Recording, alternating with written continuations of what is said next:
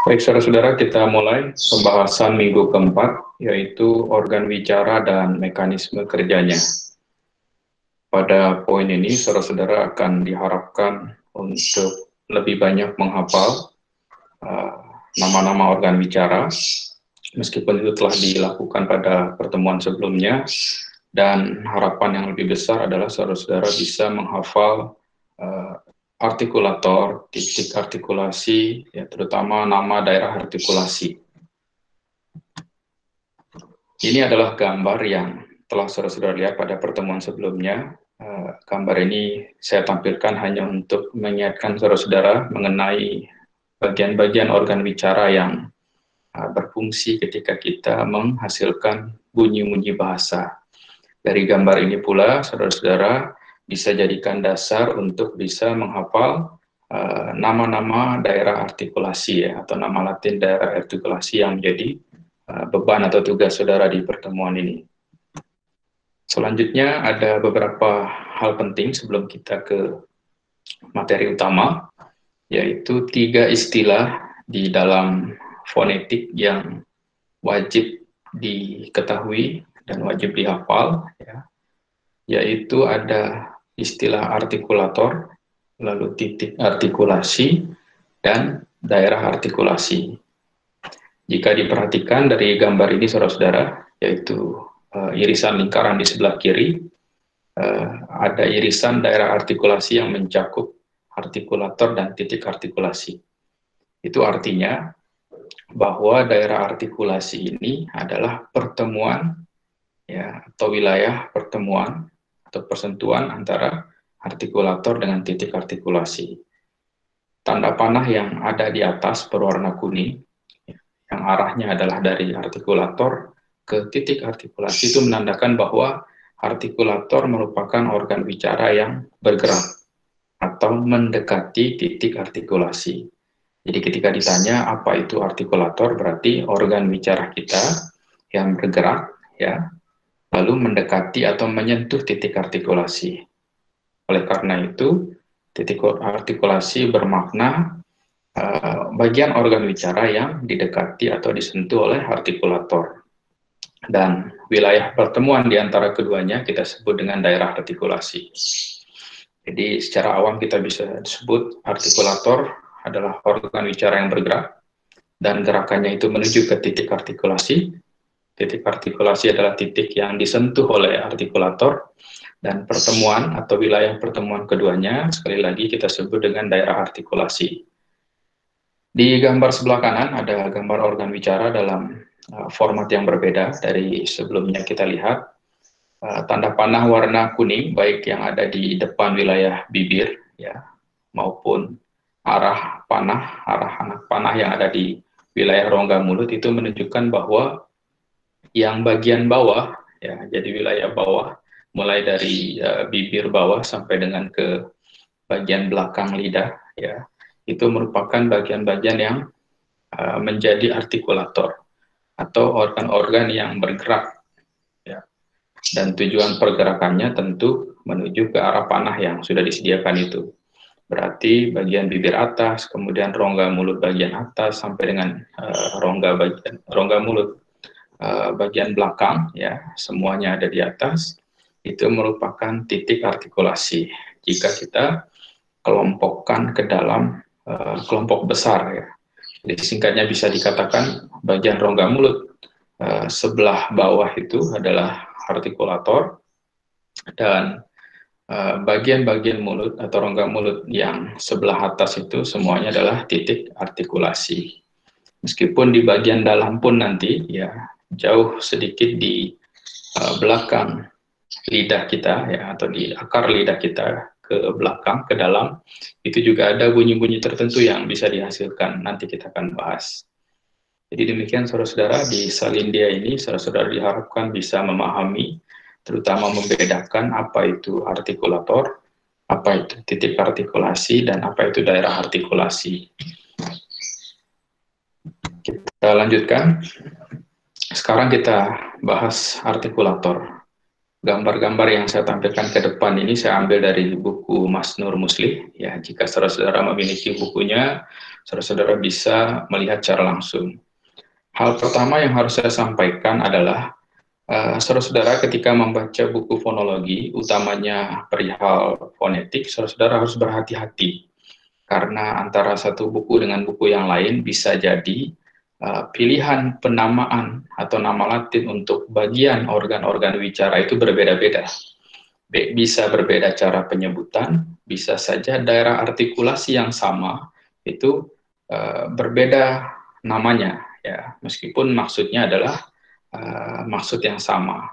Misalnya di beberapa buku yang lain kita akan melihat bahwa nama ujung lidah ya itu apikal misalnya, ya, lalu tengahnya ada laminal, belakangnya dorsal. Di buku Mas Nur Muslih ternyata dinamakan dengan cara yang berbeda.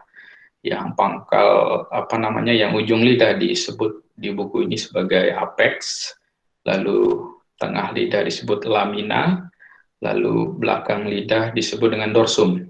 Ya, di beberapa buku lain, saudara-saudara akan menemukan istilah apikal, laminal, dorsal, radikal, labial, dan dental, yang rata-rata diakhiri oleh akhiran al. Ya. Dan jika ditanya mengapa semacam ini, dasarnya adalah dari penamaan bahasa Latin. Ya. Begitu pula ketika saudara-saudara bertanya mengapa al berubah menjadi o, itu mengikuti kaidah-kaidah bahasa Latin. Nah, saudara-saudara, kita akan lebih dekat untuk bisa menghafal daerah artikulasi, nama Latin daerah artikulasi, ketika kita melafalkan bunyi tertentu. Di sini yang saudara-saudara lihat sebagai garis yang sebut saja tidak beraturan itu adalah bagian rongga mulut sebelah bawah, ya.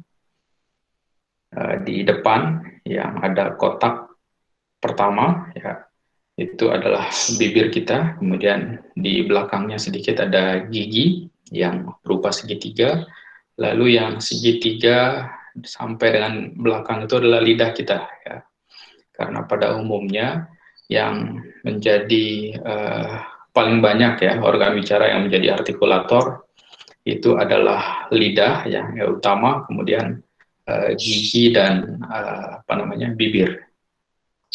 Nah, sengaja kita pisahkan satu persatu ya antara artikulator dengan titik artikulasi, lalu nanti kita akan pelajari juga daerah artikulasi agar kita bisa fokus ya. Yang pertama paling depan sudah lihat ya bahwa di situ ada posisi bibir bawah yang kita sebut dengan labial. Jadi silakan sambil dihafal ya, karena itu yang menjadi tugas saudara-saudara kali ini. Bibir ya, bagian bibir kita namakan dengan labial. Kemudian gigi ya itu kita namakan dengan dental. Kemudian kita ke bagian lidah, di bagian depan itu namanya apikal. Jadi ujung lidah, ada yang menyebut ujung lidah, ada yang menyebut lidah depan, ada yang menyebut lidah bagian depan ya. Apapun istilah itu, yang penting ketika merujuk atau mereferen ke posisi yang sama, berarti saudara harus menyebutnya apikal atau istilah lain oleh ahli yang lain. Berikutnya kita ke tengah lidah ya. Dan saudara-saudara saya harap juga bisa membayangkan sendiri di lidahnya masing-masing mana yang posisi yang kita sedang kita bahas ini. Di tengah ada istilah laminal dan di beberapa buku ada yang membedakan bagian tengah lidah ini menjadi beberapa nama, juga beberapa bagian. Ada yang membedakan laminal, ada yang menyebut laminal itu untuk semua bagian tengah lidah, ya, bagian manapun itu. Ada yang menghususkan laminal itu penamaan untuk bagian tengah lidah, tetapi di wilayah daun lidah, atau bagian luar kiri dan kanan, tapi tetap di posisi tengah ya. Dan ada juga ahli yang menamakan medial, yang asalnya dari nanti akan menjadi mediu. Medial yaitu posisi yang betul-betul di tengah lidah kita ya. Jadi sekali lagi ada yang mengistilahkan laminal, itu referensinya adalah bagian tengah lidah secara keseluruhan. Ada laminal menyebut khusus untuk menyebut bagian daun lidah, dan ada istilah medial untuk menyebut titik tengah lidah itu ya. Jadi silakan kalau saudara-saudara nanti menemukan istilah yang berbeda dari referensi yang berbeda, itu adalah soal biasa. Selanjutnya kita ke bagian agak belakang atau belakang bagian tengah lidah, atau kita sebut dengan belakang lidah ya. Rata-rata para ahli menyebutnya belakang lidah atau lidah bagian belakang. Ada juga yang menyebut pangkal lidah ya, itu sama saja, dan nama latinnya adalah dorsal. Sementara yang paling belakang yang di tampilan salindia ini tertulis radik ya, ahli lain menyebutnya radikal, yaitu bagian akar lidah. Jadi lidah kita ini punya akar. Jika ingin diketahui posisinya berarti kurang lebih berada di bagian paling belakang ya, yang bisa saudara rasakan sendiri di lidah masing-masing. Nah, saya kira untuk pemula seperti saudara-saudara ini cukup gampang ya. Ini baru satu bagian artikulator saja ya, tapi silakan dihafal sekali lagi. Bagian bibir namanya labial, gigi namanya dental, ujung lidah adalah apikal, daun lidah atau tengah lidah kita sebut dengan laminal atau juga yang menyebut medial. Lalu pangkal lidah atau lidah bagian belakang kita sebut dengan dorsal, dan akar lidah kita sebut dengan radikal. Nah, silakan dihafal setelah ini, karena minggu depan saudara-saudara juga akan akan diuji melalui kuis untuk pengetahuan menghafal nama Latin daerah artikulasi yang kita bahas pada minggu ini. Kita lanjut saudara-saudara. Setelah artikulator, kita beralih ke titik artikulasi. Nah, titik artikulasi tadi berarti adalah wilayah atau titik yang didekati oleh artikulator yang bergerak. Nah, titik artikulasi, kalau kita masukkan dalam kelompok besar tadi, berarti bagian-bagian yang ada di sebelah atas rongga mulut kita. Di bagian paling depan, saudara-saudara, ya kita mulai dari bagian bibir, sama seperti tadi, namanya sama, yaitu labial. Ya, itu bibir atas labial. Jadi bibir bawah dengan bibir atas, itu sama-sama namanya adalah labial. Gigi secara keseluruhan juga sama, namanya dental. Ya, cuma untuk gigi ini nanti ya, saudara-saudara akan menemukan perbedaan para ahli yang melibatkan titik artikulasi di wilayah gigi ya. Nanti akan ada istilah dental dan akan ada istilah alveolar. Nah, di sini tertulis alveolum dan dentum. Saya memakai istilah dental dan alveolar. Dental itu untuk keseluruhan bagian gigi. Ya, jadi menyebut keseluruhan bagian gigi dental. Lalu sedangkan alveolar itu untuk menyebut bagian ceruk gigi. Ceruk gigi itu berarti wilayah pertemuan pangkal gigi kita di bagian dalam, di dekat gusi ya. Jadi bagian pertemuan antara gusi dan gigi kita di pangkalnya itu kita sebut dengan alveolar ya. Jadi ada alveolar, ada istilah dental. Nanti saudara-saudara ketika mempelajari nama-nama bunyi itu, bisa jadi ada bunyi yang ahli tertentu menyebutnya apikodental ya. Ada ahli yang lain yang referensinya sama, itu menyebutnya apiko-alveolar. Jadi berbeda-beda ya. Itu soal penamaan saja, tetapi saudara-saudara tidak perlu terlalu dalam untuk mendebatkan itu, mendiskusikan itu. Cara paling bagus adalah dengan kita mencoba sendiri. Kira-kira ketika bunyi itu diucapkan, mana artikulator dan mana titik artikulasi yang didekati, ya, sehingga kita mengambil nama tersebut sesuai dengan praktik yang kita lakukan. Jadi silakan nanti misalnya saudara-saudara akan melafalkan bunyi T atau D atau N, ya, atau N. Saudara-saudara akan merasakan kira-kira ujung lidah itu, yang pasti ujung lidah ya, akan menyentuh bagian yang mana? Apakah gigi, apakah ceruk gigi atau alveolar, ya, atau mungkin saja bagian-bagian lain. Itu tergantung pada bahasa kita masing-masing ya. Karena bunyi-bunyi bahasa itu tentu berbeda di bahasa-bahasa yang berbeda. Nah, Kita sekarang ke lebih dalam, bagian rongga mulut sebelah atas. Saudara-saudara bisa merasakan di paling tengah atas itu ada, kita sebut langit-langit keras ya. Mengapa disebut keras? Karena di bagian belakangnya ada langit-langit juga yang strukturnya itu lebih lunak. Jadi ada dua, ada langit-langit keras dan ada langit-langit lunak. Langit-langit keras ini tepat berada di atas setelah alveolar ya. Jadi di atas alveolar sampai ke sebelum langit-langit lunak, bisa saudara-saudara rasakan sendiri di rongga mulut masing-masing, itu namanya palatal ya. Di palatal ya, nanti ada istilah apikopalatal, laminopalatal ya, bergantung artikulator yang menyentuh titik ini ya, atau titik langit-langit keras ya. Ini sederhana, hanya satu. Nah, saudara-saudara hanya ingat langit-langit keras itu namanya palatal. Selanjutnya kita ke belakang, ada velar. Nah, itu langit-langit lunak ya. Langit-langit lunak bisa saudara-saudara rasakan sendiri, di belakang langit-langit keras ada struktur yang agak lunak, ya itu kita sebut dengan velar. Dan yang paling belakang ya ada istilah uvular. Ya, jadi ada velar, ada uvular. Itu bagian yang posisinya kira-kira berada di dekat bagian atas, dekat akar lidah ya. Posisi yang ketika kita mengucapkan bunyi oral, dia akan menutup ya bagian rongga hidung ya. Begitu pula sebaliknya ketika kita mengucapkan bunyi nasal ya, dia akan, bagian-bagian itu nanti akan aktif untuk menutup sirkulasi udara melalui rongga mulut. Nah, sehingga kita mengenal ada bunyi nasal dan bunyi oral. Sekali lagi saudara-saudara, silakan diingat ya, bibir kita namakan dengan labial, lalu gigi secara keseluruhan ada umum adalah dental, lalu ada istilah alveolar untuk ceruk gigi ya.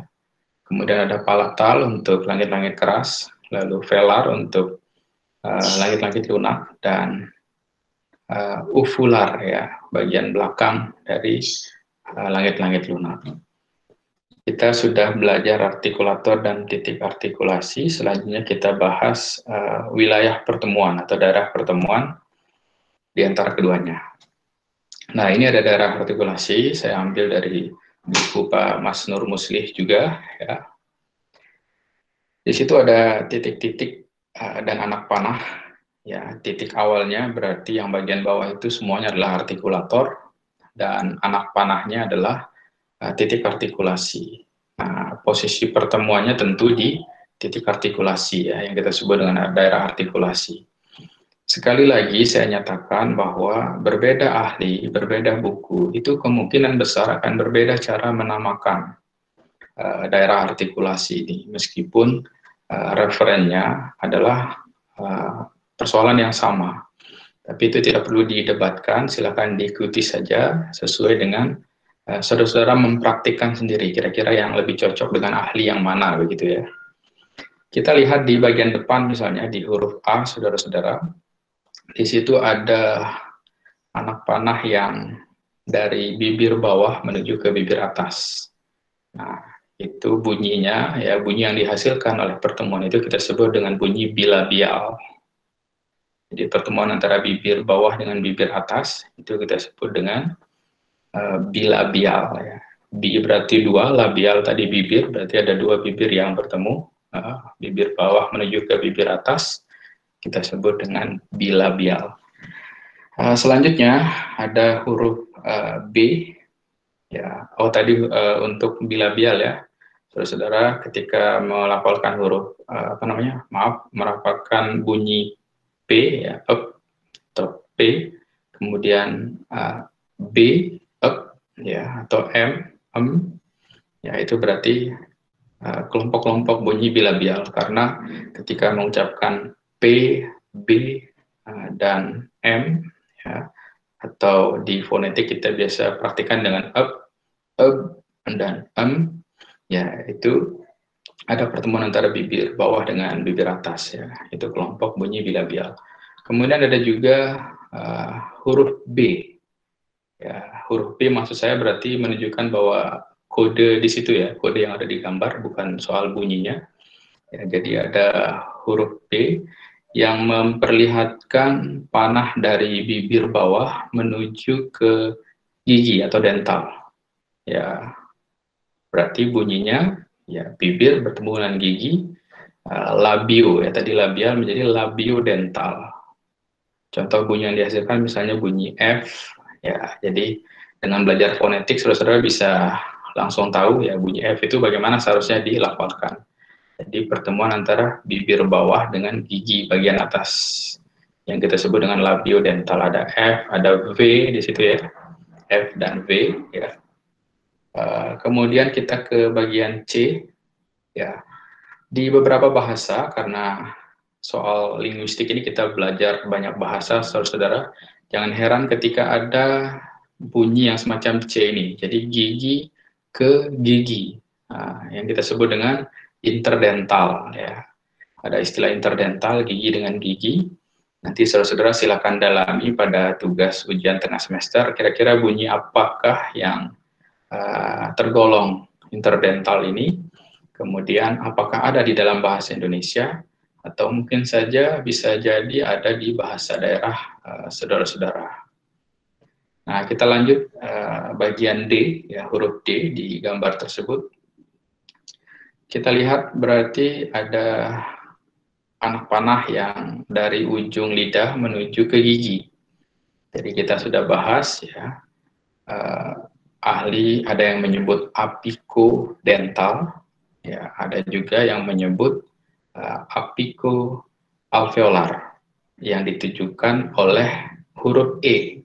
Yang apikoalveolar oleh huruf E karena posisi panahnya menuju ke ceruk gigi, ya.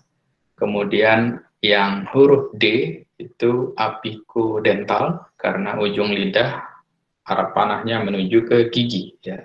Jadi ada istilah apikoalveolar, ada apikodental.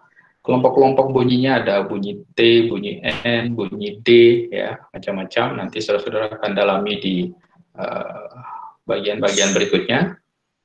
Selanjutnya ada juga di situ tadi F ya, ada E dan kita ke F. Sekarang posisi F itu sudah ada di wilayah laminal ya, jadi laminal tengah lidah, di belakang lidah, di belakang ujung lidah kita menuju ke laminal. Laminal itu ada yang menuju ke gigi, ada juga yang menuju ke ceruk gigi atau alveolar ya. Ada yang menuju ke dental, ada yang menuju ke alveolar. Sehingga nanti akan ada ditemukan penamaan bunyi lamino dental ya, ada juga lamino alveolar. Saudara-saudara jangan ketika nanti mencari di referensi, terutama yang bahasa Indonesia, bisa jadi bunyi-bunyi semacam ini tidak ada, ya. Tetapi di bahasa lain itu bisa jadi ada. Ya, jadi hati-hati, berhati-hatilah ketika membaca referensi. Jangan sampai langsung menyatakan, wah ini keliru, ini salah, ya. Ini tidak setuju. Ya. Harus dilihat dahulu itu bunyi yang seperti apa. Dan bisa jadi gambar ini juga tidak representatif, ya, menunjukkan bunyi tertentu.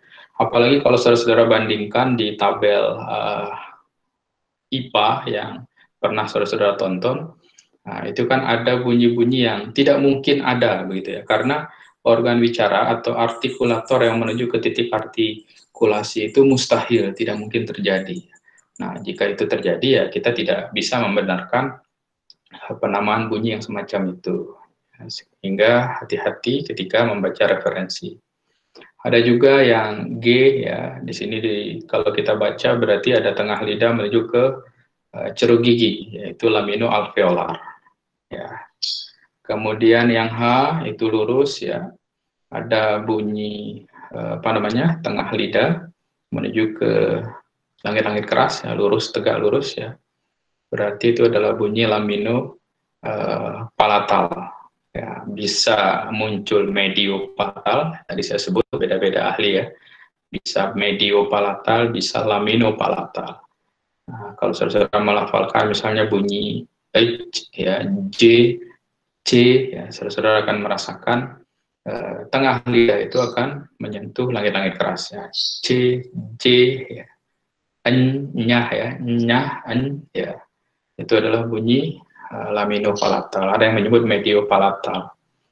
Berikutnya ke I, kalau kita lihat I, J, K itu sama-sama apa namanya dari pangkal lidah atau belakang lidah yang tadi kita sebut dengan dorsal. Ya. Kemudian ada yang menuju ke palatal, langit-langit keras. Ya. Ada juga yang menuju ke apa namanya bagian atas atau langit-langit lunak yang kita sebut dengan velar. Jadi ada dorsopalatal, ada istilah dorsovelar. Ya. Nah, meskipun arah panahnya berbeda, tetapi bagian-bagiannya itu masih kita sebut wilayah yang sama ya, yaitu sama-sama langit-langit lunak. Nah, mungkin di apa namanya gambar ini hanya untuk membedakan arah saja, model panah saja, tetapi pada dasarnya ke titik yang sama, yaitu langit-langit lunak. Ya, di situ ada K, ada G, ya, E. Nah, begitu pula L dan M, ya ini bagian yang lebih dalam lagi. Yang L adalah wilayah ketika yang tadi saya sebut ya, ada penutupan, jadi ada organ yang bagian atas itu, ya bagian uvular kita, penutupan ketika mengucapkan bunyi oral. Bunyi oral berarti bunyi yang melewati rongga mulut, sirkulasi udaranya, arus udaranya, itu berarti dia akan naik untuk menutup apa namanya rongga hidung ya, aliran udara yang keluar melalui hidung. Saudara-saudara bisa coba ya ketika mengucapkan bunyi oral manapun, ada semacam wilayah ini bagian belakang ya, bagian atas yang akan menutup celah ke wilayah rongga hidung ya. Misalnya kita akan sebut C ya, C ya, di dalam juga paling belakang itu akan terasa ada yang menutup wilayah ke rongga hidung.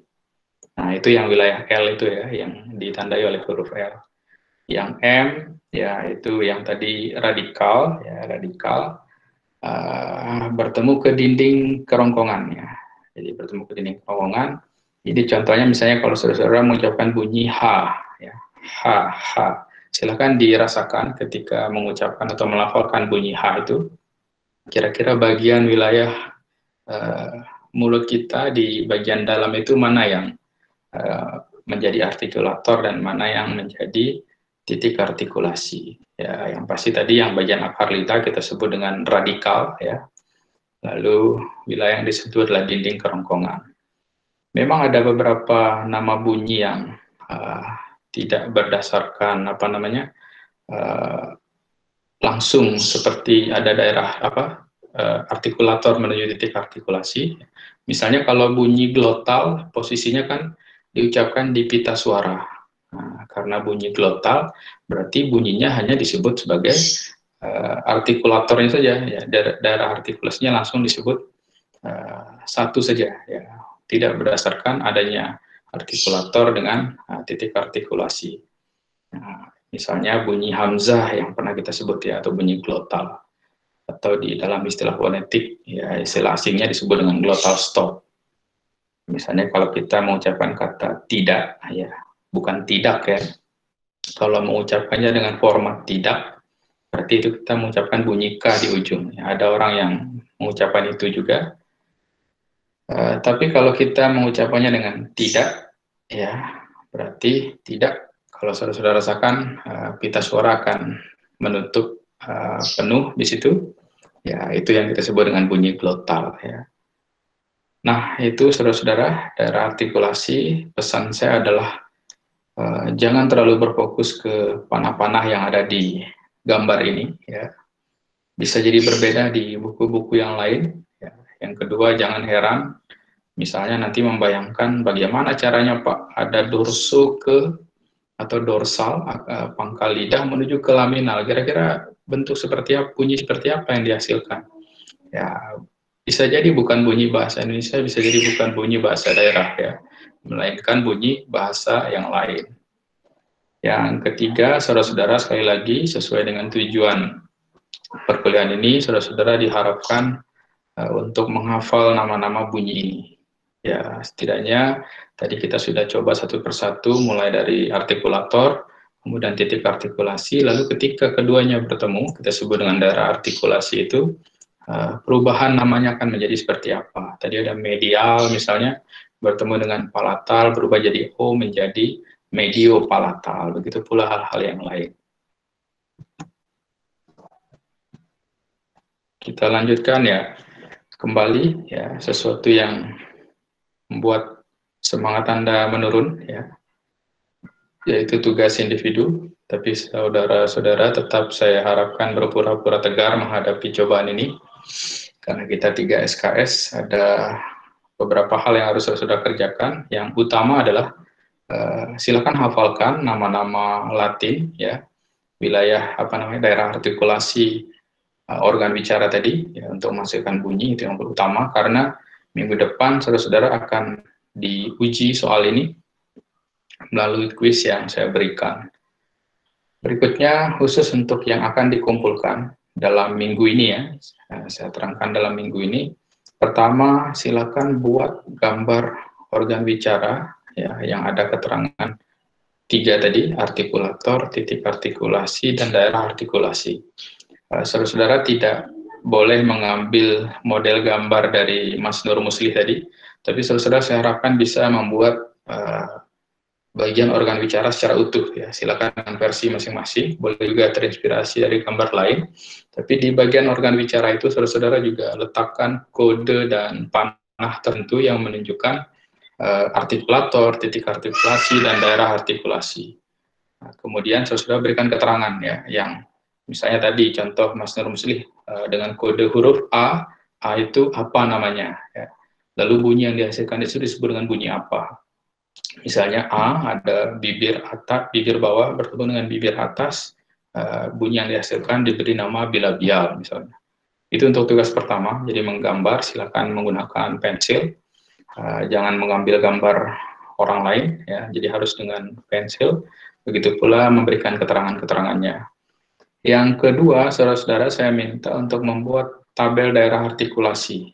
Nah, kita pernah lihat tabel ini di pertemuan sebelumnya, hanya tabel daerah artikulasi yang baris bagian atas itu misalnya titik artikulasinya, lalu yang bagian bawah adalah artikulatornya, lalu nanti akan ada pertemuan kotak antara artikulator dan titik artikulasi, kira-kira daerah artikulasinya dinamakan apa. Saudara-saudara bisa melihat tabel ini di internet ya, silakan diisi berdasarkan bahasa daerah saudara-saudara, bukan bahasa Indonesia.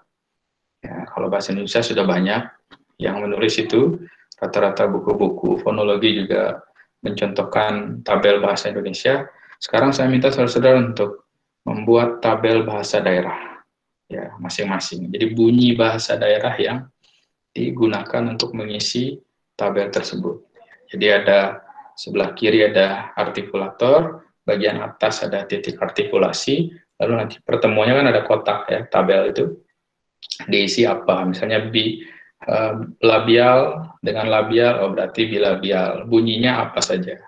Nah, itu yang saya minta untuk tugas tabel daerah artikulasi. Dan seperti biasa, 2 tugas ini saudara-saudara kerjakan dalam satu dokumen PDF, tidak boleh terpisah ya. Dan teknisnya sudah ada di LMS ya, sudah saya sediakan di daring Unram. Kemudian saudara-saudara setelah ini silakan akses kuis kuis untuk menguji kemampuan saudara menghafal nama organ bicara secara umum yang sudah kita bahas pada pertemuan sebelumnya.